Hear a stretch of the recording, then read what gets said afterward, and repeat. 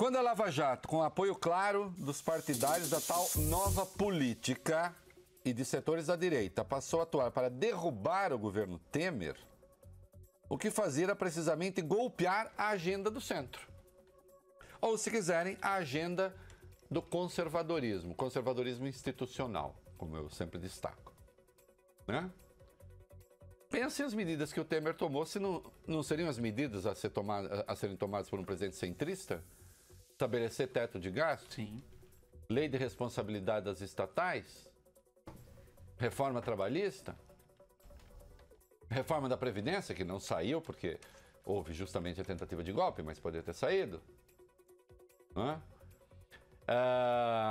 A queda da inflação, a queda dos juros em razão e em decorrência dessas medidas? Bom, não são essas medidas de um presidente de centro? A diminuição relativa do peso do Estado, pelo menos pré-caminhoneiros, na vida das pessoas? Bom, isso é coisa do centro político. Né?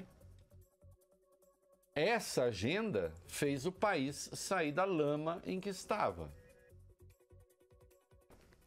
Só que essa agenda ficou sem defensores. Cadê os defensores dessa agenda?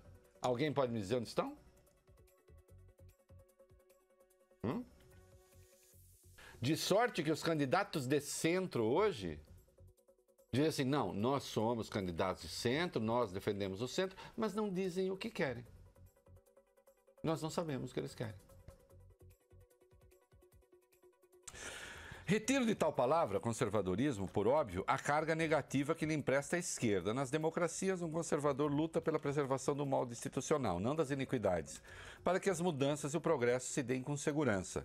Vivemos um período de incerteza inédito desde a volta da eleição direta para a presidência em 1989, quando o Vólio Bene não era nascido. Naquele ano, a despeito da multidão de candidatos, Fernando Collor passou a liderar as pesquisas já em abril. Nós estamos em junho. A dúvida razoável era saber que nome representaria a esquerda no confronto final. Lula ou Leonel Brizola? O que se arrastou até a boca da urna. Até a apuração. Ainda sem urna eletrônica. Mas que o candidato, vá lá, da direita, que o candidato anti-esquerda, que o candidato seria o Collor, isso nós já sabíamos. A única coisa que é em comum com aquela eleição de 89, a rigor, é a repulsa de todos os candidatos ao governo. Ali a repulsa era ao governo Sarney e aqui ao governo Temer, com a diferença de que é incomparável por qualquer critério que se queira um governo com o outro.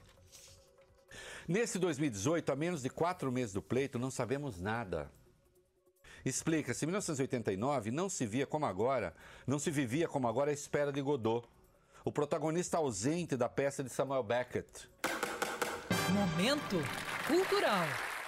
O meu alento é que o muito querido Gerald Thomas, dramaturgo, universalmente conhecido, meu amigo pessoal querido, o maior especialista na obra do dramaturgo irlandês, Beckett, explora esses tempos do palco, emprestando um pouco de poesia sempre incômoda a nossos absurdos. Esperando Godot, vejam lá, quem não viu, leia o texto, é encontrável.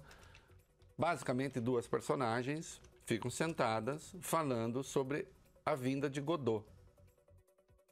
Só que a gente não sabe quem é Godot, nem exatamente o que é Godot. Mas ficam à espera de Godot. Né? E a gente está um pouco nessa. Espera-se o candidato de centro. Mais difícil do que apontá-lo é saber o que ele pensa, ou o que ele deve pensar. Lula,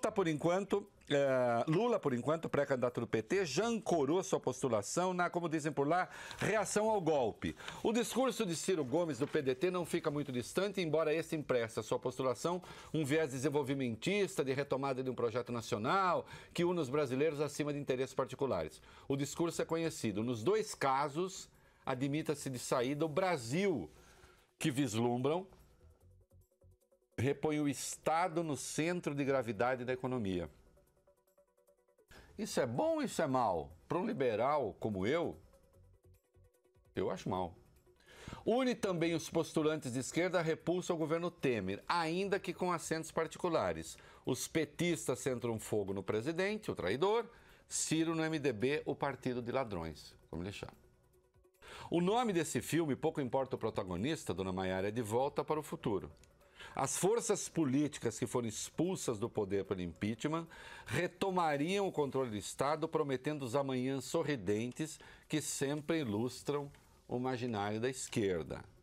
O discurso de extrema-direita tem Jair Bolsonaro a sua expressão óbvia. O viés é circense aqui como em toda parte, ocupando-se pouco ou nada da economia política, das escolhas estratégicas, das questões realmente centrais do debate público.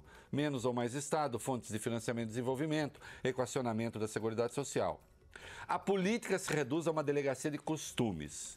Imperioso é fazer perorações grotescas sobre a fantasiosa ditadura gay e a necessidade de armar a população. O combate à censura politicamente correta reivindica, nesse caso, o direito à ofensa. É a boçalidade como capítulo da liberdade de expressão. Todo o resto deve ser debatido com Paulo Guedes, uma espécie de Bolsonaro do financismo. Não me refiro, por óbvio, aos dados intelectuais do economista, mas à paixão pelo mito do cavaleiro solitário, que enxergaria o que ninguém vê. Paulo Guedes é um pouco isso. Talentoso, banqueiro, bem-sucedido, um asa e tal, mas assim, vê o que ninguém vê, vê primeiro, essa coisa assim meio cavaleiro solitário que o Bolsonaro gosta também de encarnar. E o centro? E Godot? Notaram que os que postulam esse discurso nada têm a oferecer que esteja fora da agenda do demonizado governo Temer? Esse é o nó. Sem as tentativas de golpe do grupo JJF, Janojo Wesley Fachin, o presidente teria conseguido levar adiante até mesmo uma reforma da Previdência que certamente ficaria um tanto distante do desenho original, mas que seria mais eficaz do que qualquer coisa que esse centro possa ambicionar agora. O centro continuará a ter o nunca presente Godot como candidato? Já está fora da disputa do segundo turno? Não necessariamente. Mas há uma possibilidade de que o medo da radicalização leve parte considerável do eleitorado para uma opção menos traumática. O medo do caos como aliado. A isso nos conduziu um tempo em que a polícia e a política, já observei aqui, voltaram a seu étimo comum, porque eles têm uma origem comum, para destruir o ambiente do debate público. E aí eu termino fazendo aqui uma exortação a Gerald Thomas. Manda ver, Gerald. Hashtag pronto falei. Melhor uma peça de teatro do que o absurdo do cotidiano. O É da Coisa, na Band News FM.